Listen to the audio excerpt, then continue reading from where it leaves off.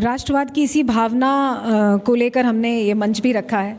लेकिन विशाल, एक कहा जाता है कि विक्रम जी की धुन थी, उन्हें आगे बढ़ना था, चोटी पर पहुंचना था, वो एक पर एक फतेह करना चाहते थे जी। वो जो धुन थी उस दौरान जब कारगिल वॉर चल रही थी, क्या आपकी बात हुई थी कभी विक्रम से, या आपको लगा कि उनका जुनून उन्हें आगे ले जा रहा है, वो उस सोच के साथ आगे बढ़ रहे, सिर्फ देश का सोच रहे हैं, सिर्फ देश का? yes, unfortunately मेरे पास उस दोनों में मोबाइल फ़ोन नहीं होता था and we were 24-year-old, but मेरा विक्रम के साथ बहुत रेगुलर कम्युनिकेशन हो रहा था थ्रू लेटर्स, राइट। और आज भी वो जो लेटर्स हैं वो मेरी प्राइस पोजेशन है। उन्होंने मुझे 4 खत लिखे, तो मैं आपको एक थोड़ा सा सीक्वेंस बता देता हूँ। जो सबसे पहला खत था उनका खत आया था मुझे 16 जून 1999 का, जिसमें उन्होंने मुझे एक चीज़ लिखी थी कि आप न्यूज़ में पढ़ रहे हैं कि कारगिल में things have got really hot and he had written, life is a total risk, but don't worry, just ensure you take care of mom and dad. Number 2, he had written that I'm going for a very offensive action about which I can't write in detail because of the security reasons. But you can be rest assured that Indian Army is doing a fantastic job. Right? दूसरा खत उनका मुझे आया था which was dated 23rd of June 99, जब उन्होंने अपनी जो उनका पहला मिशन था 0.514, जब उन्होंने अपना वहाँ पे ट्राई कलर लगाया और उन्होंने, I am sure everybody knows that the very famous radio message, ये दिल मांगे मोर, तो उन्होंने मुझे ये लिखा था and I was amazed to look at the confidence he had displayed even in that letter. You will be proud to know that I undertook a mission at 0.5140 and we hosted a tricolour and you will be happy to know that I have been promoted as the rank of a captain. Unfortunately, हम उनको कभी captain की rank में नहीं देख पाए. We only saw him as a lieutenant. He got commissioned as a second lieutenant. और उन्होंने ये भी लिखा कि you will be proud to know that I have been recommended for a Mahavir चक्र. तो मुझे लगता है वो इतना जुनून था, तो अगर उनको पता था कि उनको महावीर चक्र के लिए रिकमेंडेशन मिल चुका है, then why he should be willing to go for a second mission?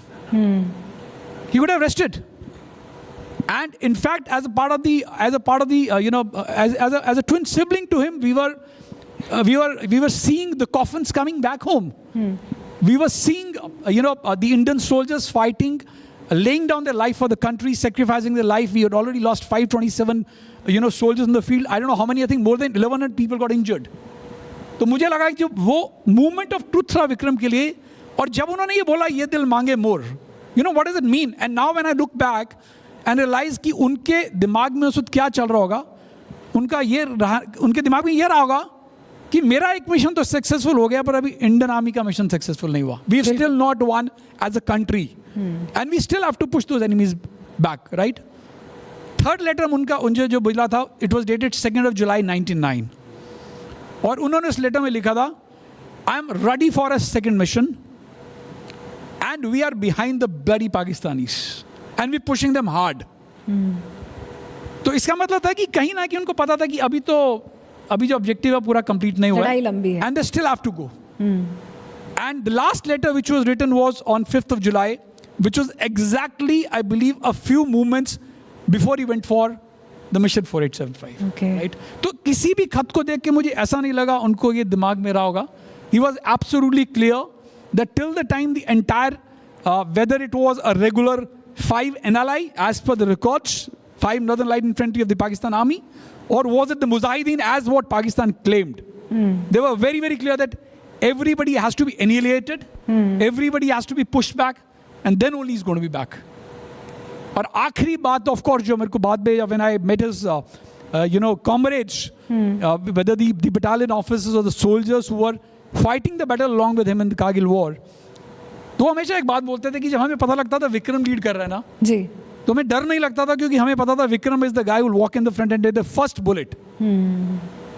Right. इस तरह का विश्वास था, इस तरह का उनका विश्वास था. और ये मुझे बहुत अच्छे से याद है, क्योंकि जब विक्रम इंसर्जेंसी में हुआ करते थे तो उन्होंने मेरे साथ एक छोटा सा एपिसोड शेयर किया था जो मैं शेयर करना चाहूँगा जी. And of course Vikram was posted in a place called Sopore, और सोपोर को एक टेररिज्म का हॉटबेड कहा जाता था. And he was taking a mission, and one bullet came and it sneaked through his ear, and it hit the soldier behind him. तो मैंने विक्रम बोला, तो बहुत अपसेट सा लगा मुझे. घर में आए हुए थे, इट वाज अक्टूबर 1998. तो उसने बोला, विक्रम ने मुझे बोला कि यार विशाल, एंड इंसिडेंटली हमारा निकनेम लव एंड कुश था, तो बोला Kush actually unfortunately this bullet was meant for me. तो मैंने कहा you don't get scared of the bullets.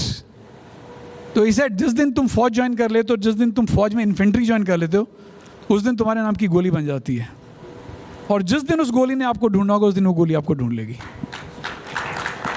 तो मुझे लगा नहीं कि किसी भी टाइम पे ऐसे एंगल पे हमें नहीं लगा कि उनको कहीं ये डर था कि वो वापस नहीं आएंगे। And of course whatever he was being interviewed by, I used to laugh it also in one of the letters he written. तूने देखा होगा मेरा इंटरव्यू मैगजीन में, आउटलुक में, please carry a copy and keep it because I would like to see once I am back. That's a different thing that he came back in a coffin, and of course he became an icon for the country, right? So that was the kind of the jazba he always had right from the childhood.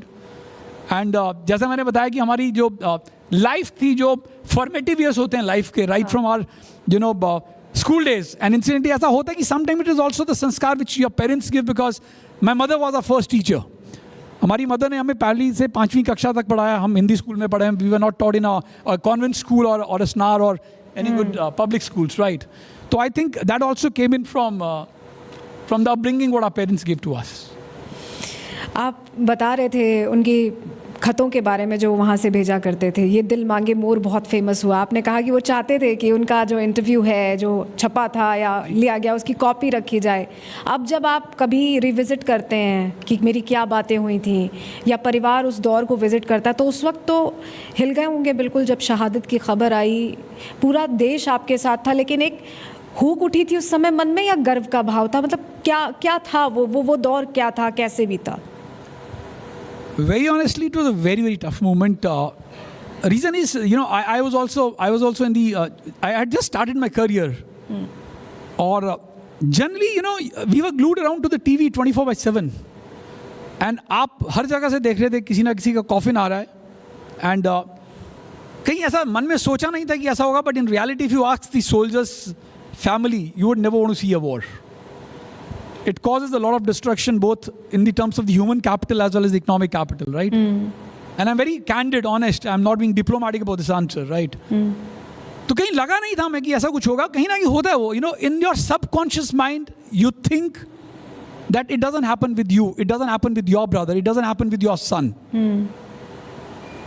But when we heard the story of Captain Saurabh Kalia, and incidentally Captain Saurabh Kalia, was a junior in the school by 3 years. Okay. And when we got the news of his being mutilated and when he became a martyr, somewhere it did send some jitters, right? It did send. But once the unfortunate day came when we got the news, we lost Vikram on 7th of July 1999, and we got the news on 8th of July 1999 afternoon. उस वक्त तो of course, I'll be honest, it came like a crushing stone which it hit you very, very hard, right?